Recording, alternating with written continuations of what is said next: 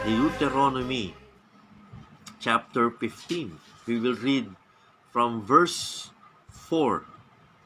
Sabi po dito ng salita ng Diyos, "Save when there shall be no more poor among you. For the Lord shall greatly bless thee in the land which the Lord thy God giveth thee for an inheritance to possess it. Only if thou carefully hearken unto the voice of the Lord thy God, to observe to do all these commandments which I command thee this day." Dito po sa Deuteronomy 15:4 hanggang verse 5 ay pinatutunayan yung sinabi sa Book of Proverbs na the blessing of the Lord, it maketh rich, and He added no sorrow with it. Ang pagpapala ng Panginoon ay nakapagpapayaman at walang kahalong kalungkutan na kasama ito. So, marami pong tao nagiging mayaman, pero puno naman ng kalungkutan at puno naman ng mga problema kaakibat ng kanilang pagyaman. Pero dito po, pinangako po ng Panginoon sa Deuteronomy chapter 15 verse 4 and 5, "If they will carefully hearken unto the voice of the Lord their God, God promised the children of Israel that there shall be no poor among them." Walang magiging mahirap sa kanila kung sila lamang ay susunod na mabuti sa tinig ng Panginoon at kanilang tutuparin lahat ng mga ipinag-utos ng Diyos sa kanila. That's a promise from God to the children of Israel. Ngayon, ang sabi po rito sa verse 6, "For the Lord thy God bless thee as He promised thee." Amen? Sapagkat ang Panginoon mong Diyos ay pagpapalain ka kagaya ng pangako niya sa iyo. Napakasarap pakinggan ang mga salita ng Diyos na ganyan. Sa children of Israel po ito, in particular. "And thou shalt lend unto many nations." Yan po ang kalooban ng Diyos sa children of Israel. Ang Israel ay magiging source of supply sa lahat ng mga bansa, sa maraming mga bansa. Ang Israel ay dapat tutulong sa kanyang mga kapwa, mga bansa. Hindi sila ang manghihiram, kung hindi sila ang hihiraman. Sabi po rito, "But thou shalt not borrow, and thou shalt reign over many nations." Ito yung hinahanap-hanap ng mga Israelites nung si Jesus ay dumating na eh. Akala nila Jesus Christ will be a political Messiah at si Jesus Christ shall reign on the throne of David and Israel will become number one and will become the nation in charge of all nations. Pero nagulat sila, hindi pala ganun ang gagawin ni Jesus. Kasi ipinangako sa kanila ng Diyos ito eh, that they shall be reigning over many nations, but they shall not reign over thee. "If there be among you a poor man of one of thy brethren within any of thy gates in thy land, which the Lord thy God giveth thee, thou shalt not harden thine heart, nor shut thine hand from thy poor brother." So God is going back to this issue of having someone alongside with you na mahirap. Sabi niya sa children of Israel, walang magiging mahirap sa inyo pag sumunod kayo sa akin. Pagpapalain ko kayo, walang magiging mahirap sa inyo. Kaya lamang, sabi niya, kung may mahirap sa inyo, isa sa inyong mga kapatid, sa inyong lupain na ibinigay ng Panginoon, huwag mong titigasan ang iyong puso. Huwag mong isasara ang iyong mga kamay.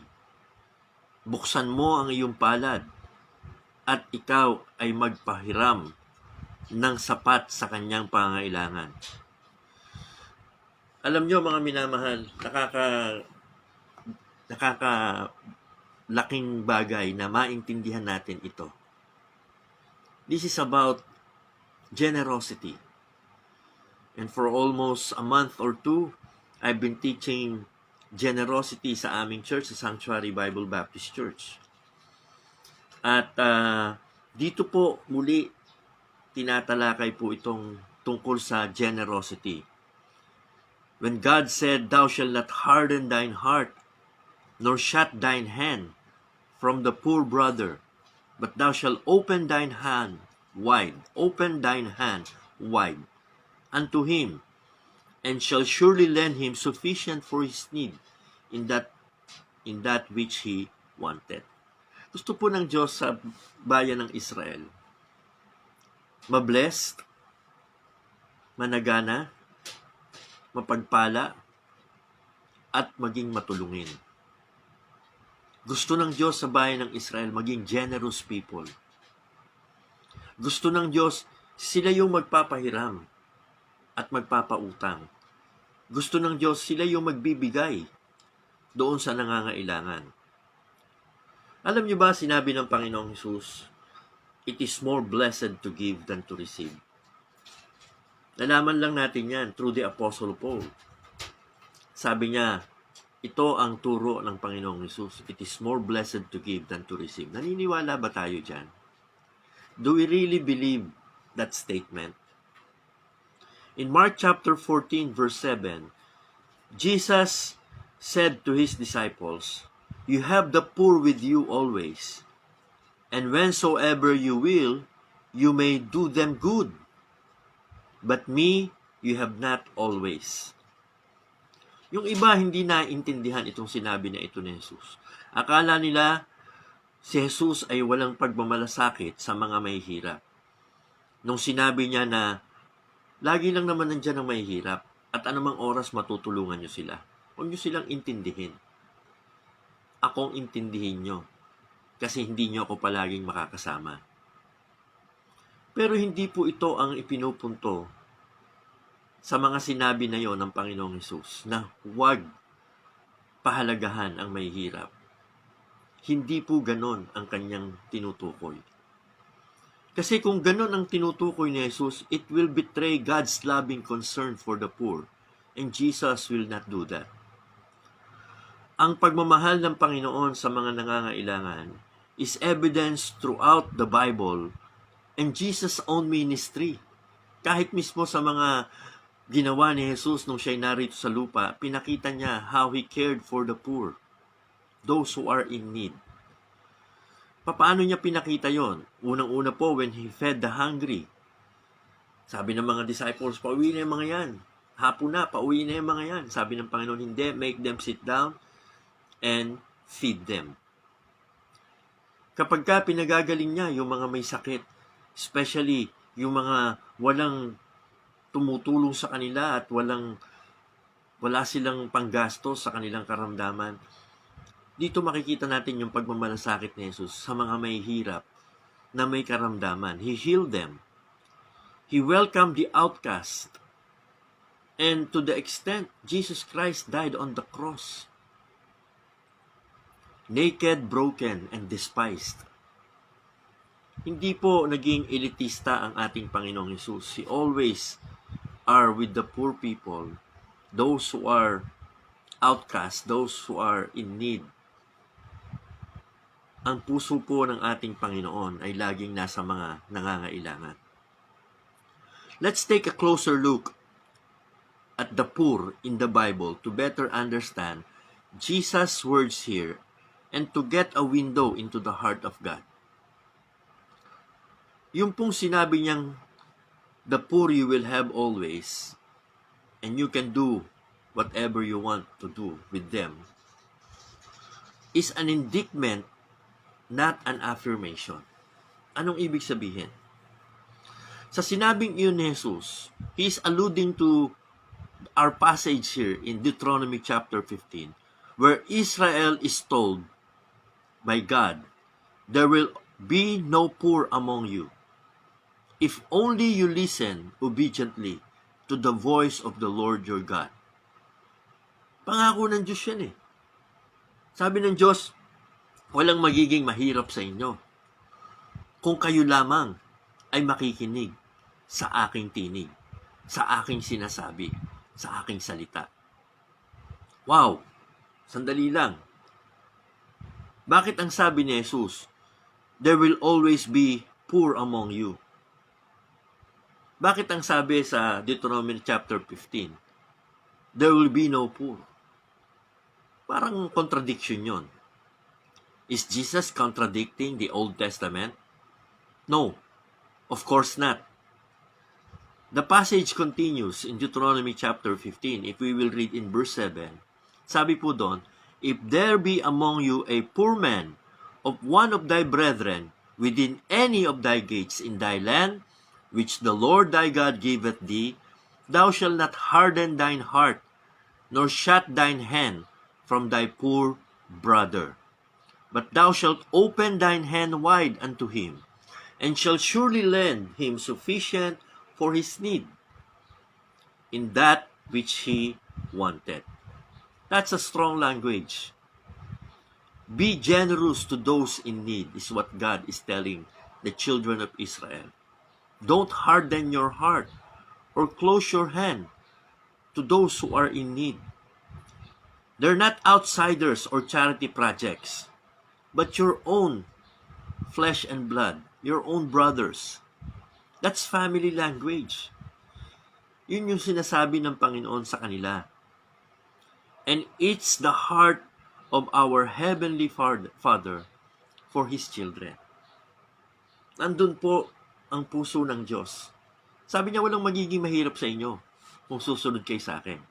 But the truth of the matter is, hindi sumunod ang children of Israel sa Diyos. Kaya marami sa kanila naghihirap. At hindi dahil sa hindi sila sumunod sa Diyos at naghirap sila, pababayaan na sila ng Diyos. Ang sabi ng Diyos sa kanila, sa inyo na mga pinagpala, maging matulungin kayo. Maging bukas ang palad nyo. Huwag nyo silang tiisin. Huwag nyo silang pabayaan. God knows His people won't fulfill His command. So He gives a realistic assessment of what will happen. Gusto nyo ng realistic assessment? Ito po sa Deuteronomy chapter 15 verse 11. Sabi po ng Bible, the poor shall never cease out of the land. Hindi mawawala ang mga may hirap.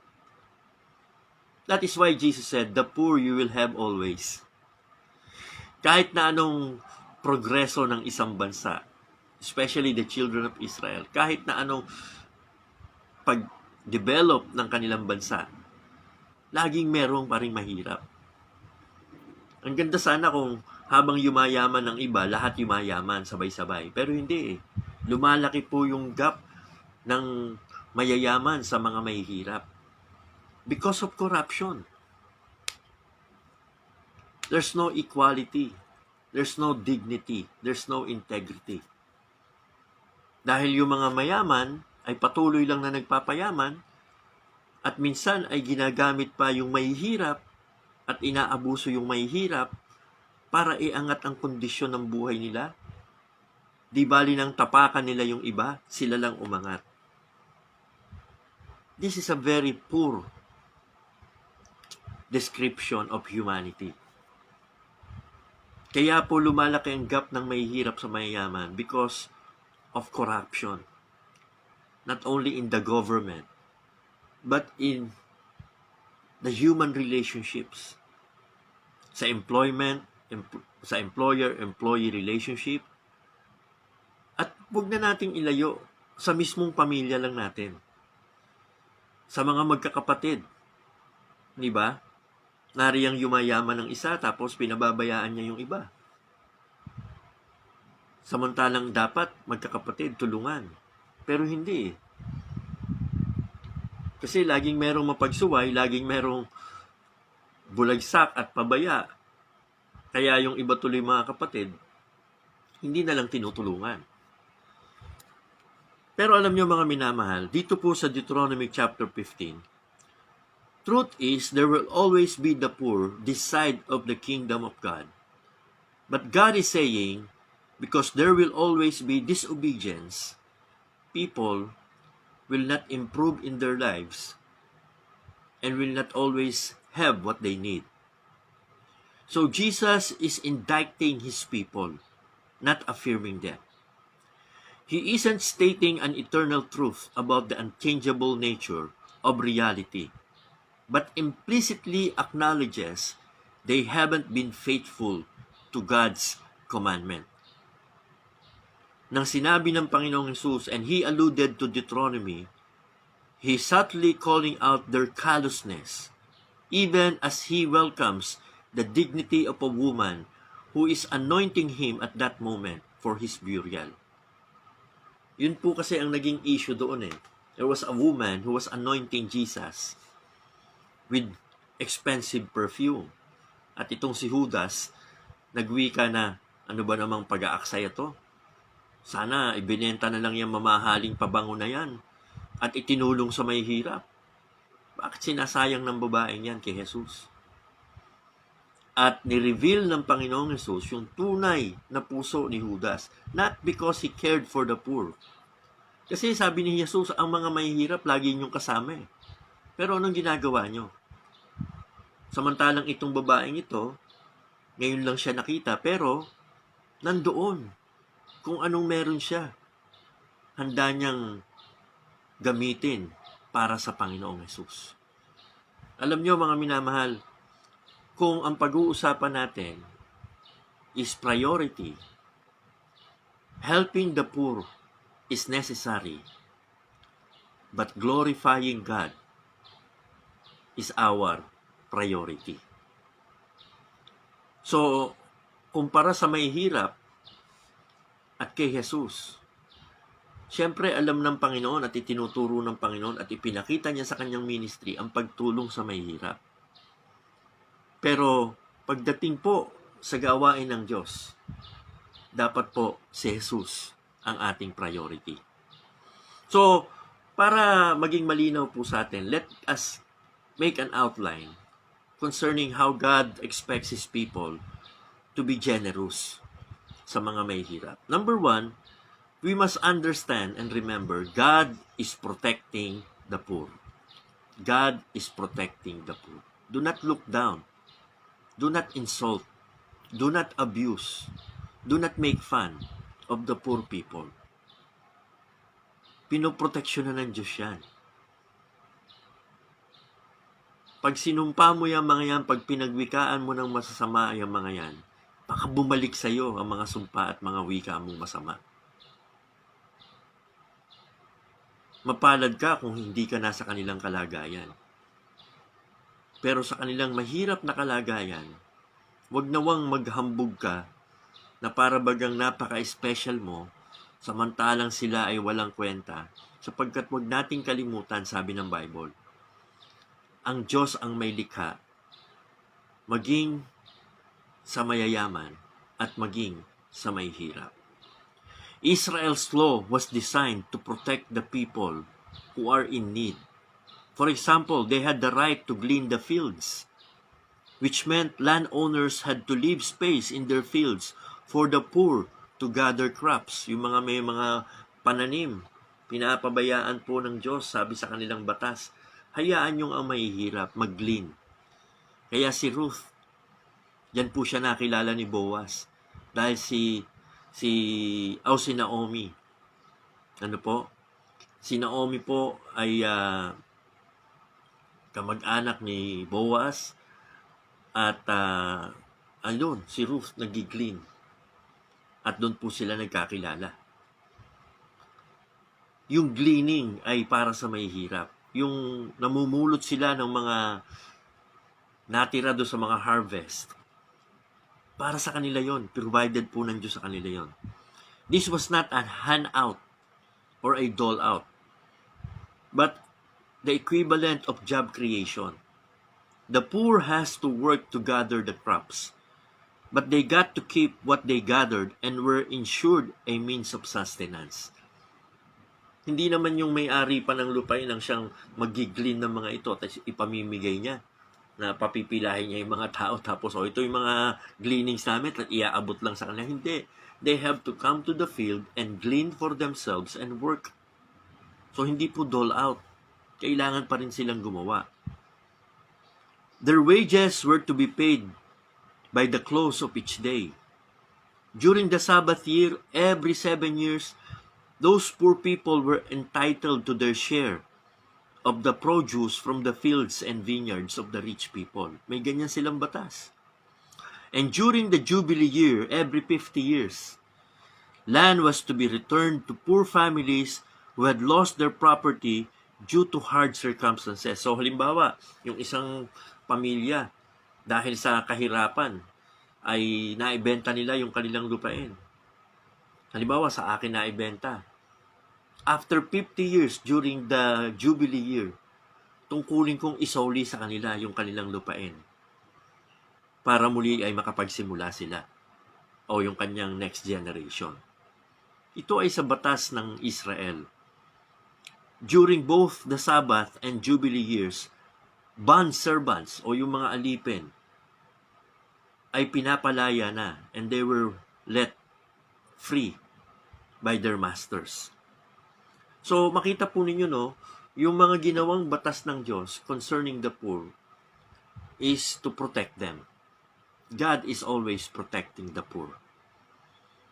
Kaya anuman po ang ating kalagayan sa buhay, wag po natin silang pinsalain, wag po natin silang abusuhin. Kung may matutulong po tayo, tumulong tayo sa nangangailangan. Hindi dahil ikaw ay nakakariwasa o nakakasagana, tatapak-tapakan mo na lang yung mga tao na nangangailangan. Baka ang iba sa atin ang galing sa ganon. Umangat ang buhay, umasenso ang buhay, tas nakalimutan mo na kung saan ka nang galing. Tandaan niyo yung kasabihan ng Pilipino, yun daw hindi marunong lumingon sa pinanggalingan. Kadalasan, nadadapa. Oo. So, God is protecting the poor. Pangalawa, God is providing for the poor. Nakakalungkot mang isipin na marami sa mga taong mahirap, kaya mahirap kasi utak mahirap. Kasi ayaw magsikap, kasi ayaw magtrabaho, kasi ayaw gumawa. Yun ang katotohanan eh. Tapos na ipapasa itong katamaran na ito sa kanilang salinlahi, sa kanilang anak, sa kanilang apo, sa kanilang apo sa tuhod. Pero sa kabila ng ganoon ang kanilang kalagayan, ang Diyos maawain pa rin at mapagbiyaya na ipino-provide niya yung kanilang pangangailangan. Kaya yung mga nagre-reklamo, bakit itong mga taong ito, tamad naman itong mga to, ay magtrabaho during this pandemic, tapos sila pa yung may ayuda, talaga namang kahit nung walang pandemic, hindi naman nagtatrabaho yung mga tamad naman yan. Bakit sila pa yung tinutulungan ng gobyerno? Hayaan nyo na. Kasi ito'y paraan ng Diyos to provide for them. Pasalamat ka na lang at ikaw, meron ka, nakakapagtrabaho ka, at hindi ka nadadamay sa kahirapan nila. Mas gusto mo bang ikaw yung nasa kalagayan nila para may ayuda ka? O mas masaya na nandiyan ka na lang sa kalagayan mo at huwag ka na magreklamo sapagkat ito ay provision ng Diyos sa kanila. Sabi ng Panginoon, the poor were included in the national life of Israel and they have to open their hands and not harden their hearts towards them. They were to share in the holiday feast and receive portions from the tithes. Inutulungan din po sila ng mga priest. Usury was forbidden, kaya may batas sila na bawal po yung pagpapautang na may interest. Yung 5-6, naku, bawal yan. Mga kababayan na Bombay. Bawal po yan sa bayan ng Israel. Kasi yan ay pang-aabuso. Nangangailangan na nga yung tao, ginigipit pa. There was to be no lending at high interest rates. And any clothing taken as a pledge was to be returned by sunset. Minsan kasi noon, ang collateral lang damit eh. Oho, pag mangungutang para may pangkain sila, ang collateral lang nila yung damit. Pero kahit na halimbawa, hindi nakabayad yung taong nangutang, kailangan isauli yung collateral bago maglubog ang araw. So, kawawa naman yung tao, tutulog, walang damit. Hindi ba? So, you see, God is providing for the poor. Sabi nga ng Panginoong Diyos, hindi lang sa mayayaman, kundi kahit sa mahihirap, ang araw ay pinasisikat ng Diyos. So all these examples from the Old Testament law displays a vital truth.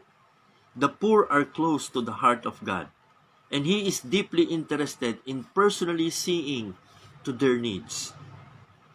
Tingnan po natin yung predicament of poverty.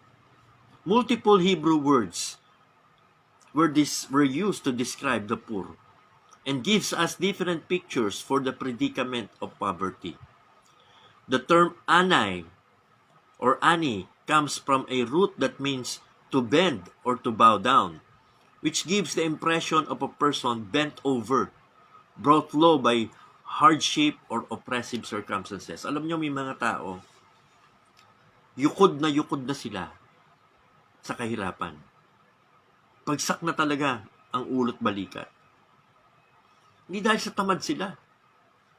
Hindi dahil sa wala silang tiyaga at sikap sa buhay.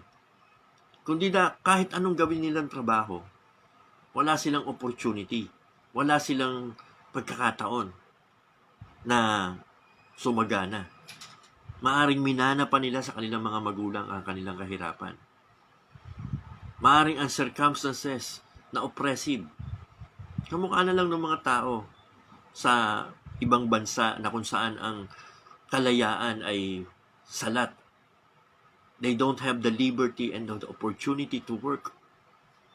Especially if they are Christians. They are being hunted. They are being persecuted. During the Dark Ages, yung mga mananampalataya noon, yung mga Baptist na una, nagtatago sila. Nasa mga kuweba sila. Kaya nga meron tayong tinatawag na mga Kristiyano na doon na sinilang, doon na lumaki, doon na namatay sa tomb, doon sa mga caves. Because they are being hunted down and persecuted. May hirap sila. Yun ang tinatawag na ani or anay sa Hebrew word. Na ibig sabihin, hindi nila ginusto na sila'y maging mahirap. Ganun lang talaga ang circumstansya sa buhay nila at wala silang magagawa. The other word is rush. The other Hebrew word is rush, which means to be in want, which speaks to the fear and desperation associated with such conditions. Ang isa pa ay ebyon, which is the most prominent Hebrew term and used to refer to the poor, and it means needy or in want. Both of which highlight lack, hunger, and a dependency on others for survival. Ito pong ebyon, ito po yung mga tao na naghirap kasi asa na lamang sila lagi sa iba. Sabi nga, di ba, yung joke natin, yung isa gusto maging pulis, yung isa maging doktor, yung isa maging engineer, yung isa ay maging guro kasi gusto nila makatulong sa kapwa. Nung tinanong si Juan, ikaw Juan, anong gusto mong maging? Sabi niya, gusto ko na lang maging kapwa. Bakit? Kasi gusto ko lahat sila sa akin tutulong. Ito po yung mga ebyon. Ito po yung mga naging mahirap kasi asa na lamang. Ayaw gumanap, ayaw gumawa, ayaw tumindig para itaguyod ang pamilya nila. And the word dal, pang-apat po na Hebrew word, means lean or weaker, emphasizing how the vulnerable are impacted by the situation surrounding them. Ito po yung wala silang pagkukunan. Hindi dahil sa tamad sila, hindi dahil sa wala silang pagsisikap sa buhay, kundi talagang wala lang talagang pagkukunan. Maaring yung isang tao ay walang talento, masyado, o sakitin siya mula pagkabata. So, alam natin may mga nag-excel, may mga nagtatrive sa kabila ng kanilang kakulangan sa ability bilang physical na tao. Yung iba, although they are physically disabled, nakakaangat pa rin sila sa buhay, nakakapagsikap pa rin sila. Pero may mga taong walang ganong kakayanan eh. So, tinuro ko lang po sa inyo itong apat na salita na ito, describing the poor. Kasi para makita natin, hindi po lahat ng mahirap kasi tamad. Hindi po lahat ng mahirap kasi ayaw magsikap. May mga talagang, doon na sila namulat. May mga talagang, wala lang silang magawa. kung gusto man nilang magsikap, wala naman silang pagkakataon.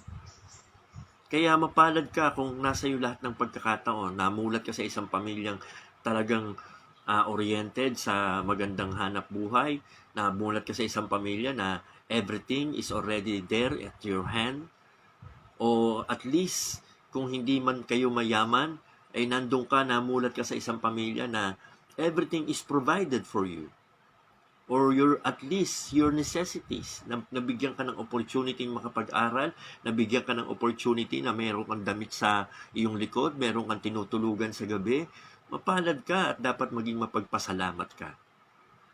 Pero wag mong i-look down ang mahihirap, because God is protecting them and God is providing for them. Ang puso ng Diyos, mga minamahal, ay laging nasa mahihirap. Sa New Testament, meron lang isang primary term to describe the poor, and that is ptokos. That is the Greek word for poor or beggar. When Jesus steps on the scene, God's concern for the poor is not only reaffirmed but intensified.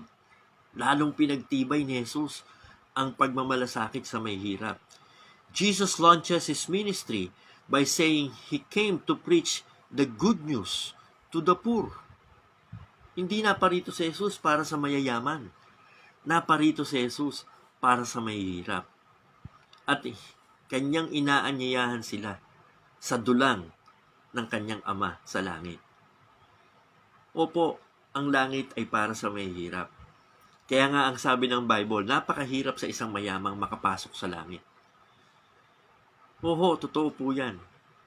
Kung ikaw ay isang taong masalapi at mayaman at ikaw ay nakakilala sa Jesus, napakapalad mo. Kasi marami sa kakagaya mo hindi nakakakilala sa Diyos at hindi kumikilala sa pangangailangan nila kay Jesus. Kasi maraming tao, dahil akala nila mayaman sila, pupunta na sila sa langit eh. Dahil akala nila marami silang natutulungan, pupunta na sila sa langit eh. Hindi po. Hindi ho kayo papasok sa langit dahil sa inyong kayamanan, dahil sa inyong salapi. None of them, sabi po sa Bible, can by any means redeem his brother, nor give to God a ransom for any. Ibig sabihin, hindi porket may pera ka, kaya mong tubusin ang iyong kaluluwa o ang kaluluwa ng iyong kapatid. Kaya yung mga nagbabayad dyan para magpadasal, kalokohan po yan.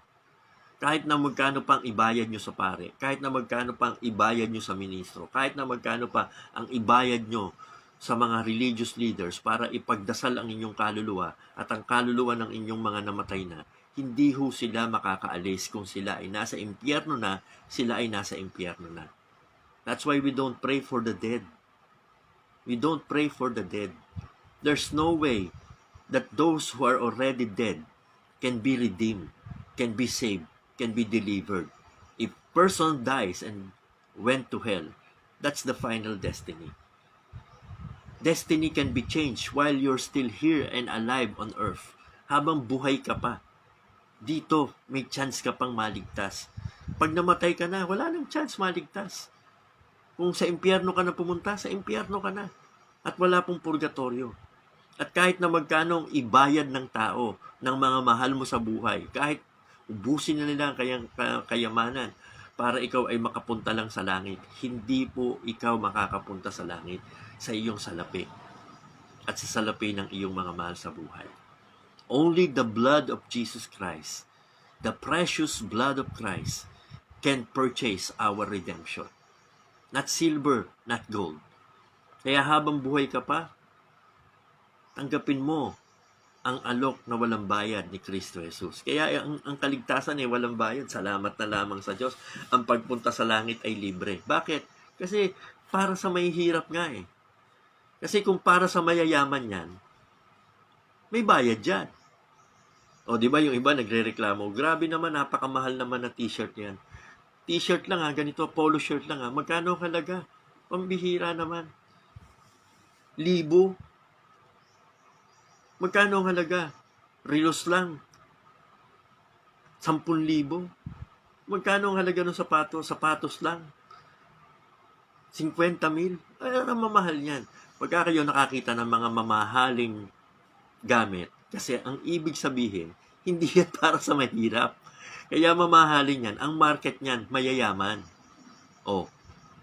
Kaya salamat tayo sa Diyos. Ang kaligtasan, walang price value. Hindi binibenta ng Diyos na may presyo. Kasi kung may presyo ang kaligtasan, sino na makakabili? Eh di ang mayayaman lang.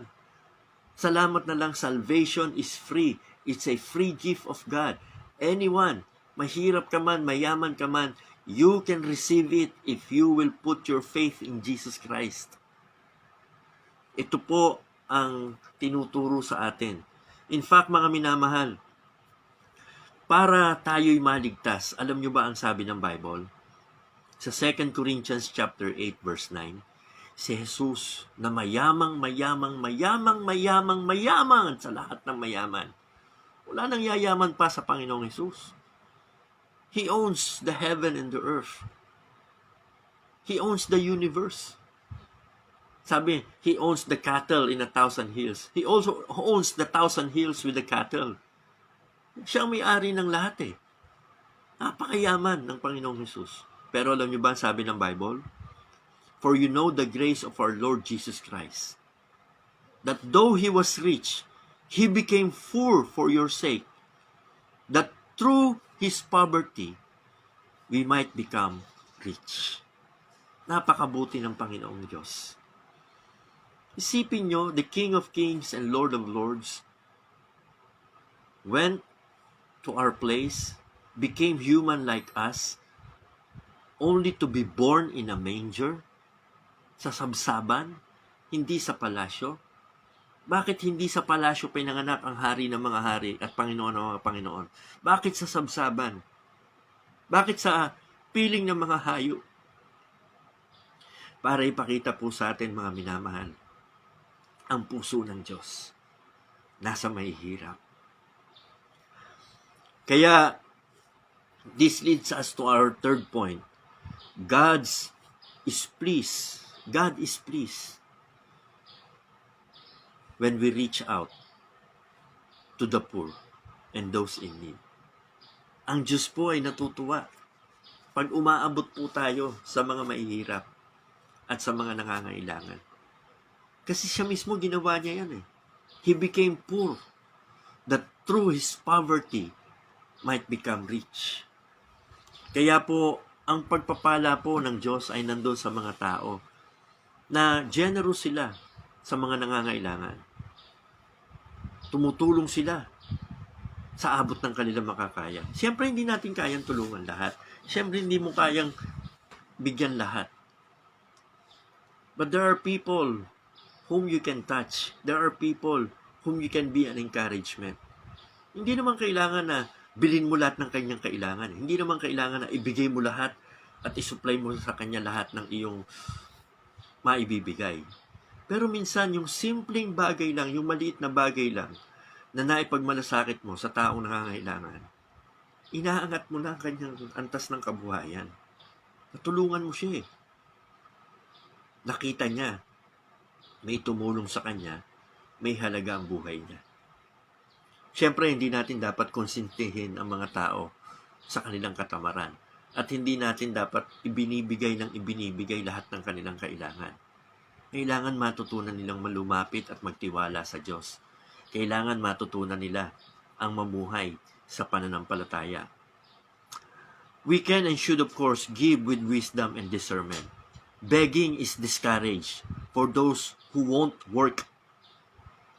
So rather than give directly to the people you meet on the street, it might at times be better to give to those who are really helping the poor at mas maging systematic ang pagtulong sa kanila.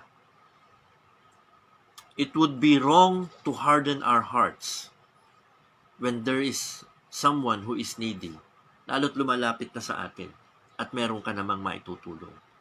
Alam niyo, masakit sa puso, yung may nangangailangan at lumapit sa iyo at wala ka man lang maiabot.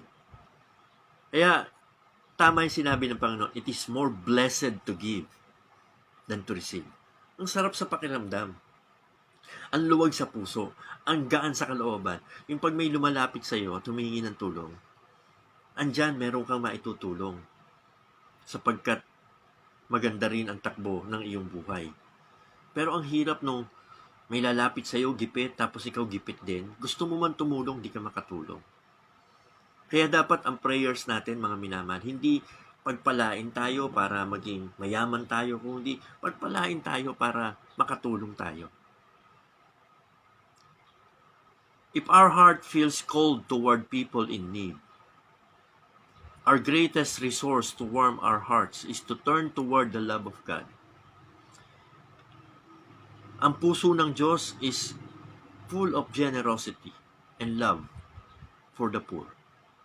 And if we are to be Christ-like, we have to help those who are in need as far as we can, as much as we can. Especially doon po sa ating mga nasasakupan o lumalapit sa ating pangangailangan. Last point po, mga minamahal. Nakita po natin, God is protecting the poor.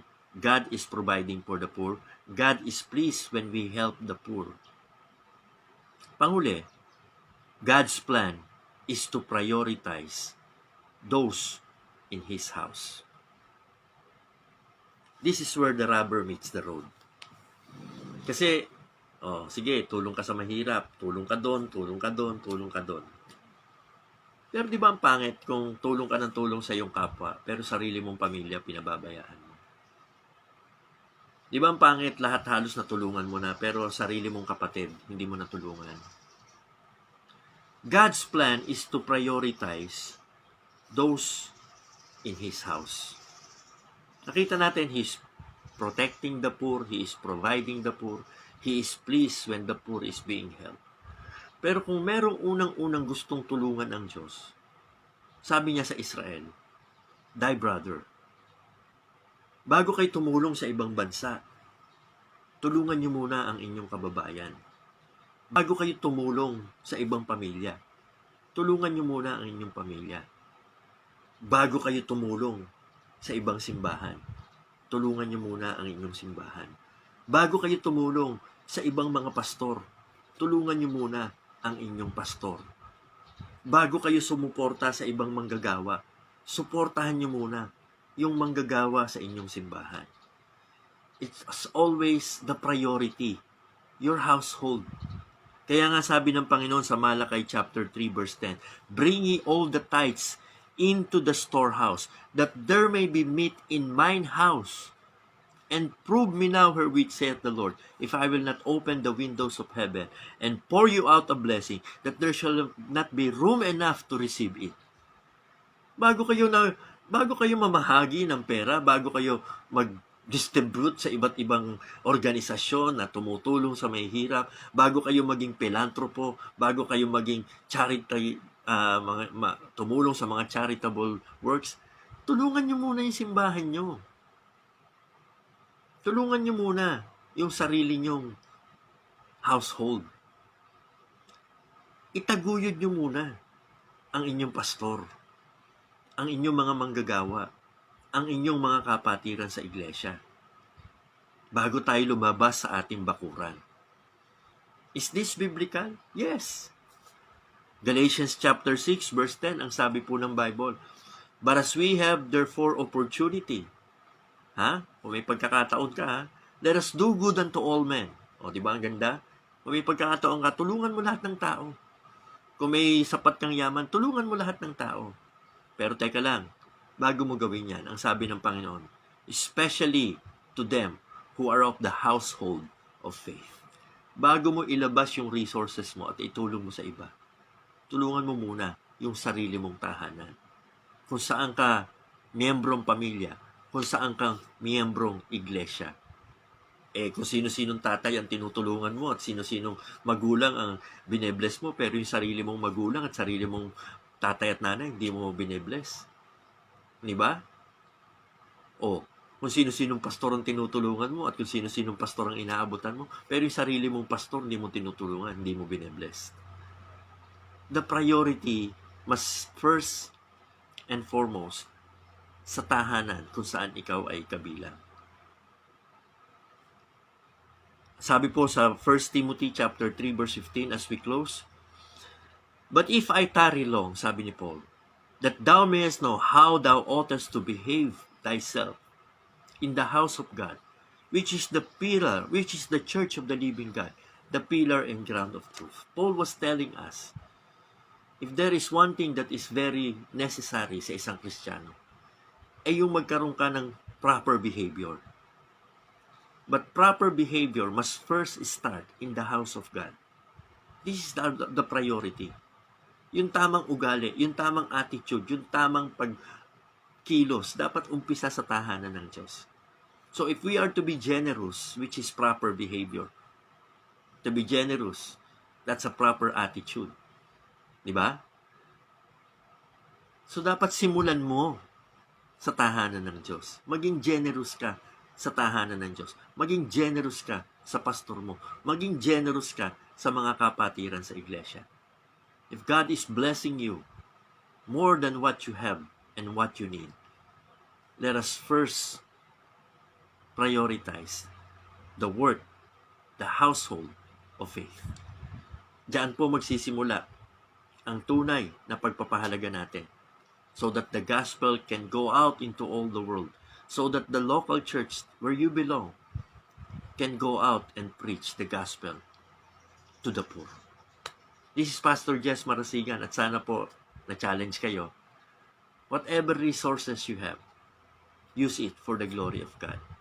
Use it to those who are in need. And God will bless you with so much more than you need. Ay po'y manalangin.